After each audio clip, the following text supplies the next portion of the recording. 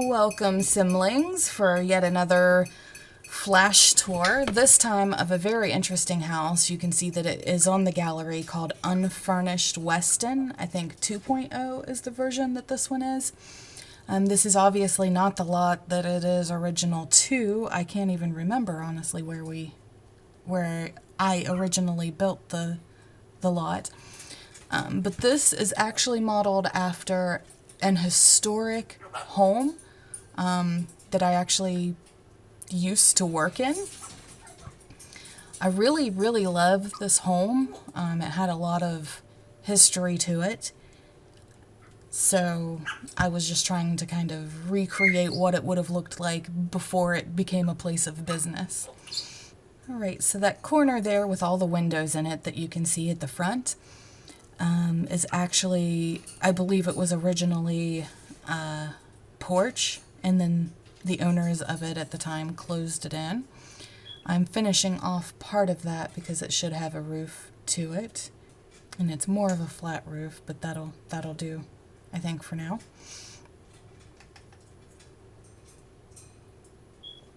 Alright.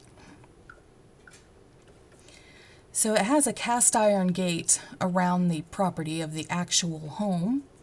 This was supposed to be a flash tour, but apparently I'm building.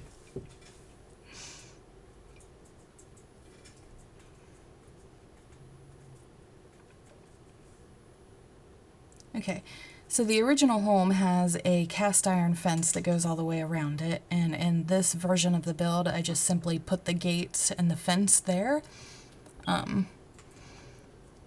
Just so that I could come back in and use the eyedropper tool and finish that off at a later date, but for now that's just where we're at with that one. This version of the build is not finished. I have actually played in this house and have a furnished version of the house where I kind of reimagined where everything is.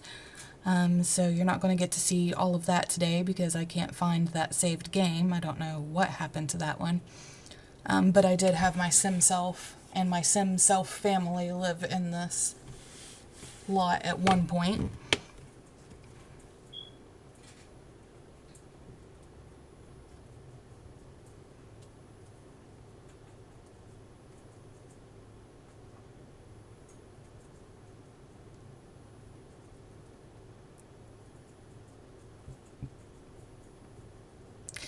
The blue color is about the actual color of that building in real life, but the brick facade is very different. It's not quite that dark.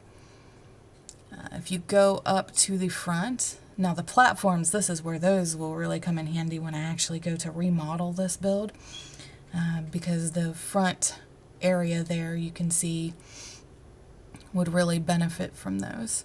I just used foundations to drag that out to get the different level there. And it works. It gave it an interesting texture, but I can bring it up taller the way that it actually was in the original home, or at least a lot closer to that. So what I did, this I guess is partially furnished. I made the porch area a little space for pets. If this was my actual house, I would probably just put the birds there and give them their own little space to wander around and all of that, because it has so many windows that they'd love that.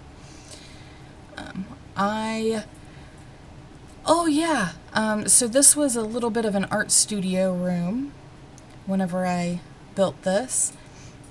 There's 3 chairs and 3 easels because at the time I have 2 nieces, and we were actually considering doing a YouTube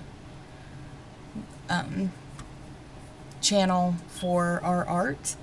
We're all little artists in our own way, and we were doing fun things with art, so that would have been interesting if it had taken off, but they've gotten older and one of them is off at college now, so we didn't really get very far into that. This living room's kind of interesting. I think those corner chairs were new at the time of this build, so I was trying to find a way to make those make sense and actually look decent in here. And by doing so, I ran out of space and didn't have a lot of room for the couch. So when you come into the main entrance of the home, this staircase here does not do it any justice. It actually opens up wider at the bottom, and the bottom few steps are actually curved, but you can't really do that in a sense. So I'm imagining that this room was a formal dining room. Obviously these, when I worked there, were just used as different office spaces, but about every room had its own fireplace.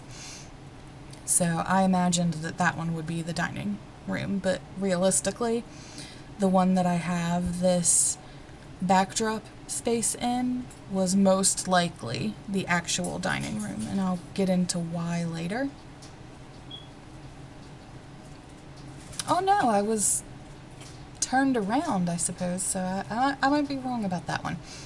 There was this little back area. I don't know what on earth it was or was used for. It was almost like a back side of the home mud room that goes out to the back porch. And I guess when I recorded this, I realized that I hadn't even furnished the bathroom at the back, because there's just this tiny little bathroom back there. There's not a lot to it. Just a sink and a toilet.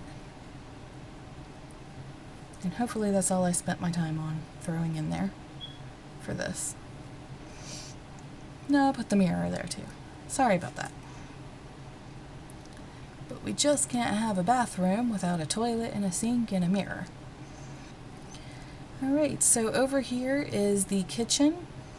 This is not the way that it looked when this was a business, because a lot of the appliances were removed and I had to completely reimagine the space.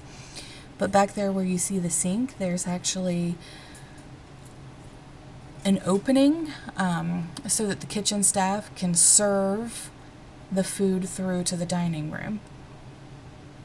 And then there's like in the wall cabinets and shelving, and those cabinets were the closest that I could find to mimic that.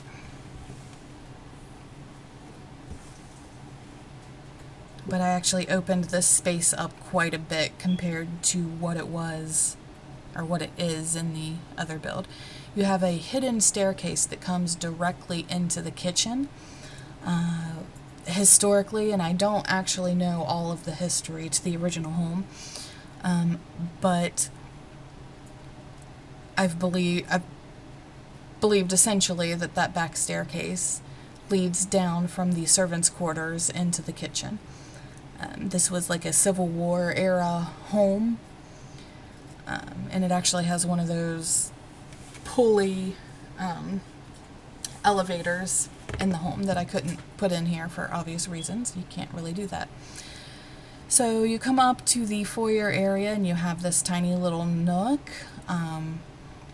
Obviously the upstairs in this isn't furnished, but you would probably just have a seating area or something small off the side there, maybe your computer desk or something in a home.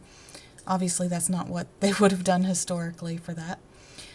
All of these rooms had fireplaces to them, and I have the walls separated there to kind of indicate where the closets would have gone from room to room. And there's about 4 rooms, 2 on each side, upstairs in the main area. When you come back here, I didn't put the hallway, but straight back from the stairs, you have a hallway that leads into all of this, and then goes down to the servants' quarter. One of those rooms is like a storage room, the other one's a bathroom, and the other one is a bedroom for however many servants that they had. They would all cram in there. In the actual historic build, there's an overhead cabinet where I think they probably hid their slaves after it was illegal to have slaves. That's what we assume anyway. We don't know if that... But yeah, that's pretty much it for this build. I hope you liked it, or that it was interesting to you. You got a tiny little brief bit of completely unconfirmed history. I hope you like, comment, and subscribe. Tell me what you think in the comments below. It would really help a girl out. And I hope to see you back next time whenever I return with yet another flash tour in this series, or whatever else I happen to post in between.